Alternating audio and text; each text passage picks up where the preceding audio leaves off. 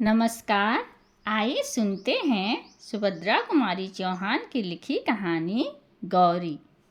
शाम को गोधूली की बेला कुली के सिर पर सामान रखवाए जब बाबू रामकृष्ण अपने घर आए, तब उनके भारी भारी पैरों की चाल और चेहरे के भाव से ही कुंती ने जान लिया कि काम वहाँ भी नहीं बना। कुली के सिर पर से बिस्तर उतरवा कर बाबू राधा कृष्ण ने उसे कुछ पैसे दिए। कुली सलाम करके चला गया और वे पास ही पड़ी एक आराम कुर्सी पर, जिसके स्प्रिंग खुलकर कुछ ढीले होने के कारण इधर उधर फैल गए थे, गिर से पड़े। उनके इस प्रकार बैठने से कुछ स्प्रिंग आपस में टकराए, जिससे एक प्रकार की झन झन की आवाज़ हुई। पास ही बैठे कुत्ते ने कान उठाकर इधर उधर देखा, फिर भौं भौं करके भौंक उठा। उसी समय उनकी पत्नी कुंती ने कमरे में प्रवेश किया। काम की सफलता या असफलता के बारे में कुछ भी न पूछ पर कुंती ने नम्र स्वर में कहा, चलो हाथ मुंह धो लो, चाय तैयार है। चाय? राधा कृष्ण चौंक से पड़े। चाय के लिए मैंने नहीं कहा था। नहीं कहा था तो क्या हुआ, पी लो चलकर, कुंती ने आग्रहपूर्वक कहा। अच्छा चलो, कहते हुए राधा कृष्ण पत्नी के पीछे पीछे चले गए। गौरी अपराधिनी की भांति माता पिता दोनों की दृष्टि से बचती हुई पिता के लिए चाय तैयार कर रही थी। उसे ऐसा लग रहा था कि पिता की सारी कठिनाइयों की जड़ वही है। न वह होती और न पिता को उसके विवाह की चिंता में इस प्रकार स्थान स्थान घूमना पड़ता। वह मुंह खोलकर किस प्रकार कह दे कि उसके विवाह के लिए अधिक परेशानी उठाने की आवश्यकता नहीं। माता पिता चाहे जिसके साथ उसकी शादी कर दे, वह सुखी रहेगी। न करें तो भी वह सुखी है। जब विवाह के लिए उसे जरा भी चिंता नहीं, तब माता पिता इतने परेशान क्यों रहते हैं? गौरी यही न समझ पाती थी। कभी कभी वह सोचती, क्या मैं माता पिता को इतनी भारी हो गई हूँ? रात दिन सिवा विवाह के उन्हें और कुछ सोचता नहीं। आत्मग्लानि और शोक से गौरी का रोम रोम व्यथित हो उठा। उसे ऐसा लगता कि धरती फटे और वह समा जाए, किंतु ऐसा कभी न हुआ। गौरी, वह गौरी जो पूनों के चांद की तरह बढ़ना भर जानती थी, घटने का जिसके पास कोई साधन न था, बाबू राधा कृष्ण के लिए चिंता की सामग्री हो गई थी। गौरी उनकी एकमात्र संतान थी। उसका विवाह वे योग्य वर के साथ करना चाहते थे, यही सबसे बड़ी कठिनाई थी। योग्य पात्र का मूल्य चुकाने लायक उनके पास यथेष्ट संपत्ति न थी। यही कारण था कि गौरी का यह 19वां साल चल रहा था, फिर भी वे कन्या के हाथ पीले न कर सके थे। गौरी ही उनकी अकेली संतान थी। छुटपन से उनका बड़ा लाड़ प्यार हुआ था। प्राय उसके उचित अनुचित सारे हठ पूरे हुआ करते थे। इसी कारण गौरी का स्वभाव निर्भीक, दृढ़ निश्चयी और हठीला था। वह एक बार जिस बात को सोच समझ कर कह दे, फिर उस बात से उसे कोई हटा नहीं सकता था। पिता की परेशानियों को देखते हुए अनेक बार उसके जी में आया कि वह पिता से साफ साफ पूछे कि आखिर वे उसके विवाह के लिए इतने चिंतित क्यों हैं। वह स्वयं तो विवाह को इतना आवश्यक नहीं समझती, और अगर पिता विवाह को इतना अधिक महत्व देते हैं, तो फिर पात्र और कुपात्र क्या? विवाह करना है, कर दें, किसी के भी साथ। वह हर हालत में सुखी और संतुष्ट रहेगी। उसकी यह परेशानी, इतनी चिंता अब उससे नहीं सही जाती, किंतु संकोच और लज्जा उसकी जबान पर ताला सा डाल देते। हजार बार निश्चय करके भी वह पिता से यह बात न कह सकी। पिता को आते देख गौरी चुपके से दूसरे कमरे में चली गई। राधा कृष्ण बाबू ने जैसे बेमन से हाथ मुंह धोया और पास ही रखी हुई एक कुर्सी पर बैठ गए। वहीं एक मेज पर कुंती ने चाय और कुछ नमकीन पूरियां पति के सामने रख दी। पूरियों की तरफ रामकृष्ण ने देखा भी नहीं, चाय का प्याला उठाकर पीने लगे। ऐसी कन्या को जन्म देकर जिसके लिए वर ही न मिलता हो, कुंती स्वयं ही जैसे अपराधिनी हो रही थी। कुंती ने डरते डरते पूछा, जहाँ गए थे क्या वहाँ भी कुछ ठीक नहीं हुआ? ठीक ठीक होने को वहाँ धरा ही क्या है? चाय का घूंट गले के नीचे उतारते हुए बाबू राधा कृष्ण ने कहा, सब हम ही लोगों पर है। विवाह करना चाहे तो सब ठीक है, न करना चाहे तो कुछ भी ठीक नहीं है। कुंती ने उत्सुकता से पूछा, फिर क्या बात है? लड़के को देखा? हाँ देखा, अच्छी तरह देखा हूँ। कस राधा कृष्ण फिर चाय पीने लगे। कुंती की समझ में यह पहेली न आई। उसने कहा, जरा समझा कर कहो, तुम्हारी बात तो समझ में ही नहीं आती।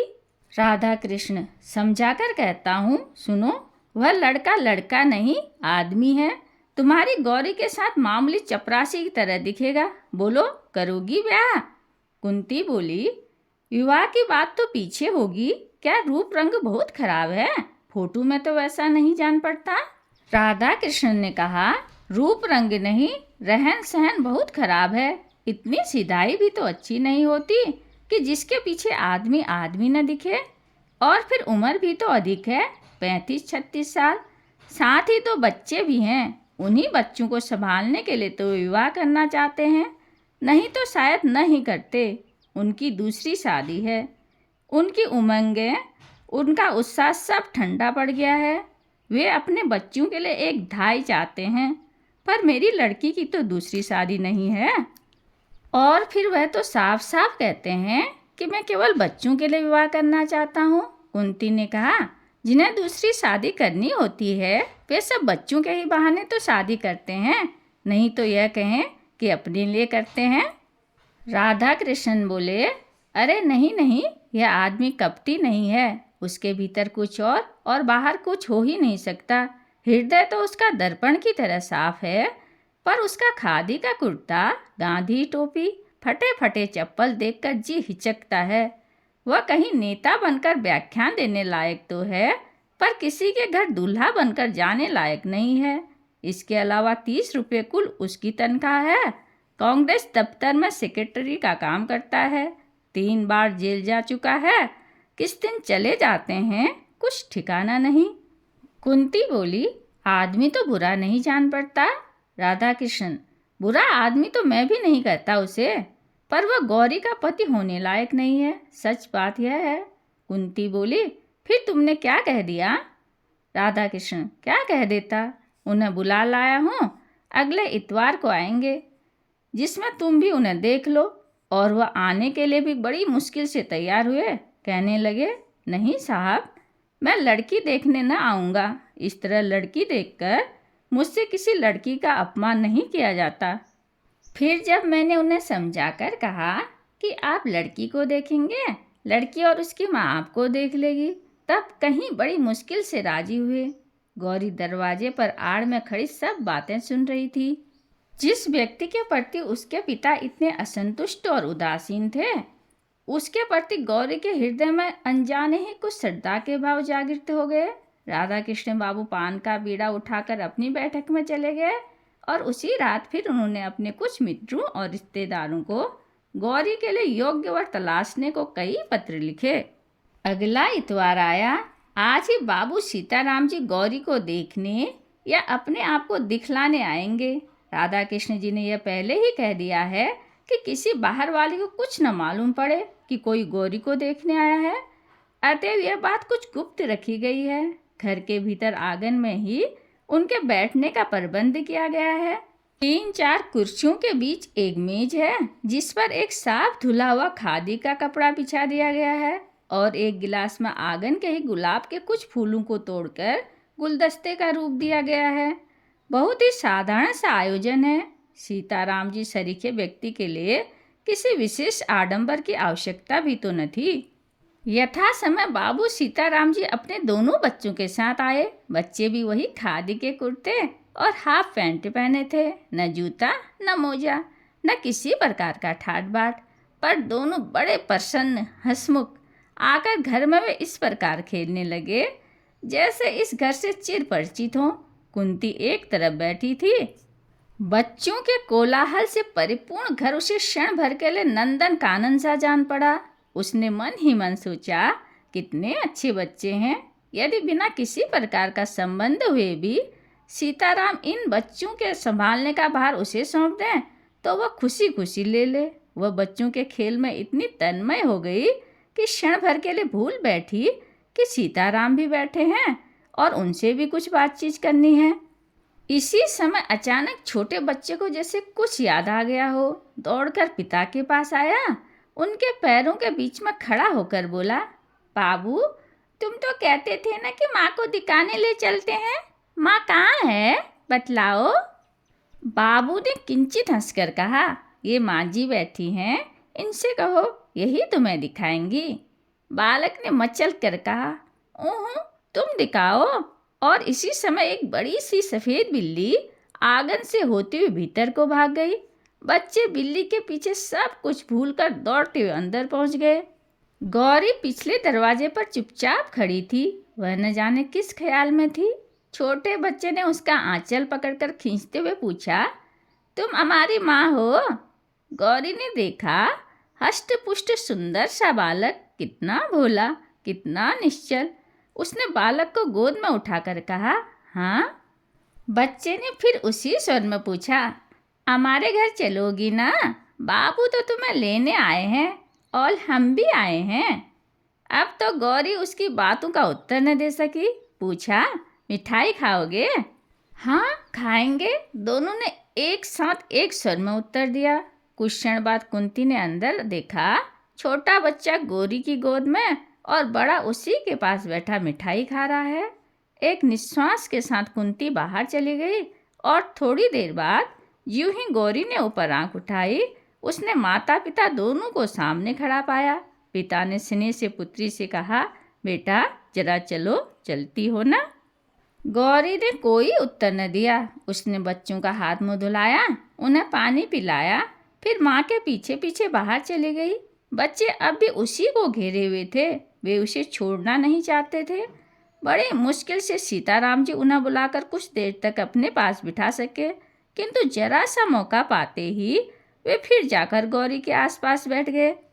पिता के विरुद्ध उन्हें कुछ नालिशें भी दायर करनी थी, जो पिता के पास बैठकर न कर सकते थे।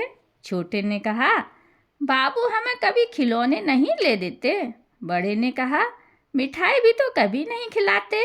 छोटा बोला, और हमें छोड़कर दफ्तर जाते हैं, दिन भर नहीं आते। बाबू अच्छे नहीं हैं। बड़ा बोला, माँ तुम चलो, नहीं तो हम भी यहीं रहेंगे। बच्चों की बातों से सभी को हंसी आ रही थी। कुंती ने बच्चों से कहा, तो तुम दोनों भाई यहीं रह जाओ, बाबू को जाने दो, है ना ठीक? काफ़ी देर हो गई। यह देखकर सीताराम जी ने कहा, समय बहुत हो चुका है, अब चलूँगा, नहीं तो शाम की ट्रेन न मिल सकेगी। फिर राधा कृष्ण की तरफ देखकर कहा, आप लोगों से मिलकर बड़ी प्रसन्नता हुई। लड़की तो आपकी साक्षात लक्ष्मी है, और यह मैं जानता था कि आपकी लड़की ऐसी ही होगी, इसलिए देखने को आना नहीं चाहता था। फिर कुछ ठहर कर बोले, और सच बात तो यह है कि मुझे पत्नी की उतनी ज़रूरत नहीं जितनी इन बच्चों को ज़रूरत है एक माँ की। मेरा क्या ठिकाना, आज बाहर हूँ, कल जेल में। मेरे बाद इनकी देख रेख करने वाला कोई नहीं रहता। यही सोच समझकर विवाह करने को तैयार हो सका हूँ, अन्यथा इस उम्र में विवाह, कहकर वे स्वयं हंस पड़े। राधा कृष्ण ने मन ही मन सोचा, तो मेरी लड़की इनके बच्चों की धाई बनकर जाएगी। कुंती ने सोचा, कोई भी स्त्री ऐसे बच्चों का लालन पालन कर अपना जीवन सार्थक बना सकती है।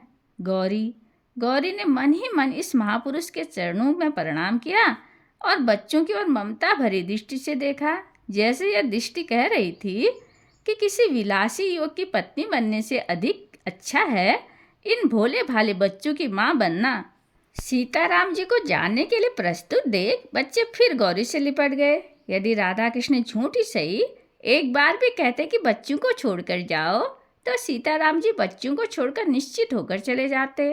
परंतु इस ओर से जब ऐसी कोई बात न हुई, तो बच्चों को सिनेमा, सर्कस और मिठाई का प्रलोभन देकर बड़ी कठिनाई से गौरी से अलग करके वे ले जा सके। जाते समय सीताराम जी को पक्का विश्वास था कि विवाह होगा, केवल तारीख निश्चित करने भर की देर है। सीताराम जी उस पत्र की प्रतीक्षा में थे जिसमें विवाह की निश्चित तारीख लिखकर आने वाली थी। देश की परिस्थिति, गवर्नमेंट का रुख और महात्मा जी के वक्तव्यों को पढ़कर वे जानते थे कि निकट भविष्य में फिर सत्याग्रह संग्राम छिड़ने वाला है। न जाने किस दिन फिर उन्हें जेल का मेहमान बनना पड़े। पिछली बार जब गए थे तब उनकी बूढ़ी बुआ थी, पर अब वे भी नहीं रही। यह कहारिन क्या बच्चों की देखभाल कर सकेंगी? बच्चों की इन्हें बड़ी चिंता थी और बच्चे भी सदा ही मामा की रट लगाए रहते थे। उन्होंने फिर एक पत्र बाबू राधा कृष्ण को शीघ्र ही तारीख निश्चित करने के लिए लिख भेजा। उधर राधा कृष्ण जी दूसरी ही बात तय कर रहे थे। उन्होंने सीताराम के पत्र के उत्तर में लिख भेजा कि गौरी की माँ पुराने ख्याल की है, वे बिना जन्म पत्री मिलवाए विवाह नहीं करना चाहती, अतएव आप अपनी जन्म पत्री भेज दें। पत्र पढ़ने के साथ ही सीताराम को यह समझने में देर न लगी कि यह विवाह न करने का केवल बहाना मात्र है, किंतु फिर भी उन्होंने जन्म पत्री भेज दी। जन्म पत्री भेजने के कुछ ही दिन बाद उत्तर भी आ गया कि जन्म पत्री नहीं मिलती, इसलिए विवाह न हो सकेगा, क्षमा कीजिएगा। बाबू राधा कृष्ण ने गौरी के लिए दूसरा विवाह मिल गया था, जो उनकी समझ में गौरी के बहुत योग्य था। धनवान ये भी अधिक न थे, पर अभी अभी नायब तहसीलदार के पद पर नियुक्त हुए थे। आगे और भी उन्नति की आशा थी। बीए पास थे, देखने में अधिक सुंदर न थे, बदशक्ल भी कहे जा सकते थे, पर पुरुषों की भी कहीं सुंदरता देखी जाती है। उम्र कुछ अधिक न थी, यही 24-25 साल। लेने देने का झगड़ा यहाँ भी न था। पहली शादी थी और माँ बाप भाई बहन से भरा पूरा परिवार था। राधा कृष्णन जी इससे अधिक और चाहते ही क्या थे। ईश्वर को उन्होंने कोटि से धन्यवाद दिए, जिनकी कृपा से ऐसा अच्छा वर उन्हें गौरी के लिए मिल गया। विवाह आगामी आषाढ़ में होना निश्चित हुआ। दोनों तरफ से विवाह की तैयारियां हो रही थी। राधा कृष्ण जी की यही तो एक लड़की थी। वे बड़ी तन्मयता के साथ गहने कपड़ों का चुनाव करते थे। सोचते थे, देर से शादी हुई तो क्या हुआ, वर भी तो कितना अच्छा ढूंढ निकाला है। कुंती भी बहुत खुश थी। उसकी आंखों में यह दृश्य झूलने लगता था कि उसका दामाद छोटा साहब हो गया है। बेटी दामाद छोटे छोटे बच्चों के साथ उससे मिलने आए हैं, किंतु बच्चों की बात सोचते ही उसे सीताराम जी के दोनों बच्चे तुरंत याद आ जाते और याद आ जाती उनकी बात। बच्चों की देखभाल करने वाला कोई नहीं है। फिर वह सोचती, ओह, दुनिया में और भी तो लड़कियां हैं, कर ले शादी, क्या मेरी गौरी ही है। इस प्रकार पति पत्नी दोनों ही प्रसन्न थे, पर गौरी से कौन पूछता कि उसके हृदय में कैसी हलचल मची रहती है। रह रहकर उसे उन बच्चों का भोला भाला मोह और मीठी मीठी बातें याद आ जाती। साथ ही याद आ जाते विनयी, नम्र और सादगी की प्रतिमा सीताराम जी। उनकी याद आते ही श्रद्धा से गौरी का माथा अपने आप ही झुक जाता। देशभक्ति त्यागी वीरों के लिए उसके हृदय में बड़ा सम्मान था। सीताराम जी ने भी तो देश के लिए अपने जीवन का उत्सर्ग कर दिया है। नहीं तो बीए पास करने के बाद क्या प्रयत्न करने पर भी उन्हें नायब तहसीलदार की नौकरी न मिल जाती। मिलती क्यों नहीं, पर सीताराम जी सरकार की गुलामी पसंद करते तब ना।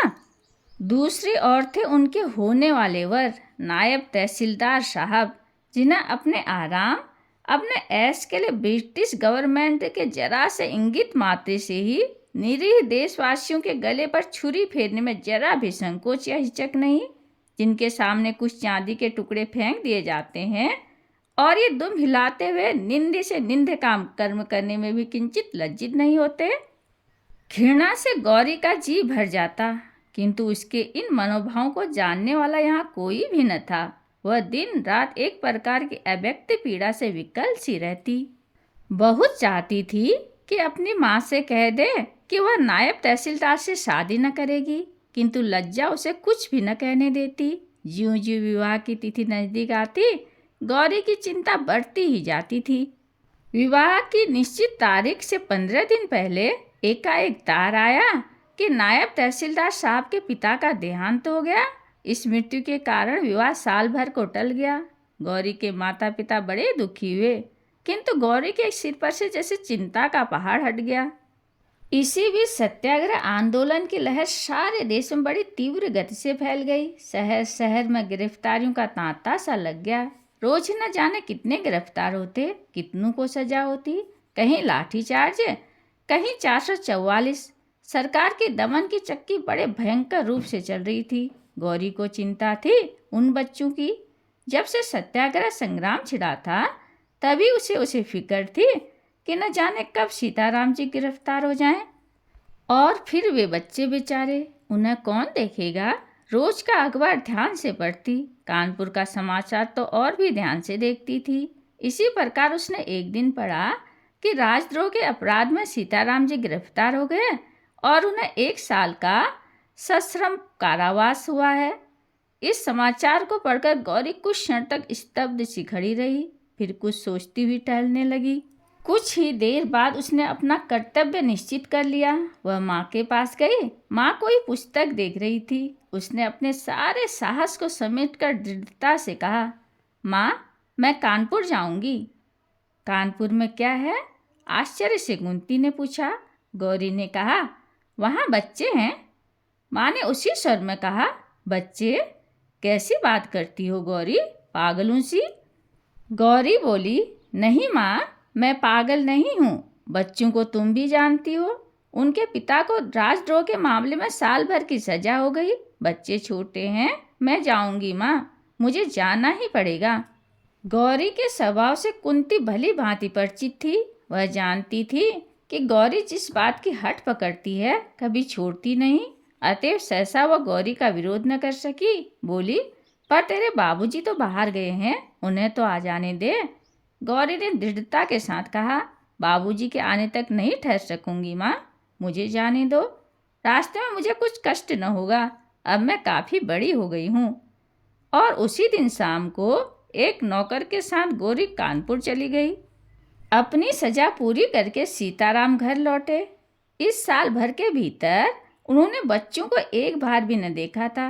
उन्हें कायदे के अनुसार हर महीने उनका कुशल समाचार मिल जाता था, पर बच्चों की चिंता उन्हें लगातार बनी ही रहती थी।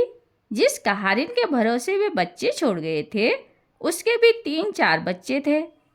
वह बच्चों को कैसे रखेगी सो सीताराम जी जानते थे, पर व्यवस्था थी। क्या करते? सवेरे सवेरे 6 बजे ही जेल से मुक्त कर दिए गए। एक तांगे पर बैठकर वे घर की ओर चले। जेब में कुछ पैसे थे। एक जगह गरम गरम जलेबियां बन रही थी। बच्चों के लिए थोड़ी सी खरीद ली। घर के दरवाजे पर पहुंचे। दरवाज़ा खुला था। घर के अंदर पैर रखने में हृदय धड़कता था। न जाने बच्चे किस हालत में हो। वे चोरों की तरह चुपके चुपके घर में घुसे। परंतु यह क्या, आंगन में पहुंचते ही वे ठगे से खड़े रह गए। फिर जरा आगे बढ़कर उन्होंने कहा, आप? गौरी ने झुककर उनकी पद धूलि अपने माथे से लगा ली। कहानी सुनने के लिए धन्यवाद।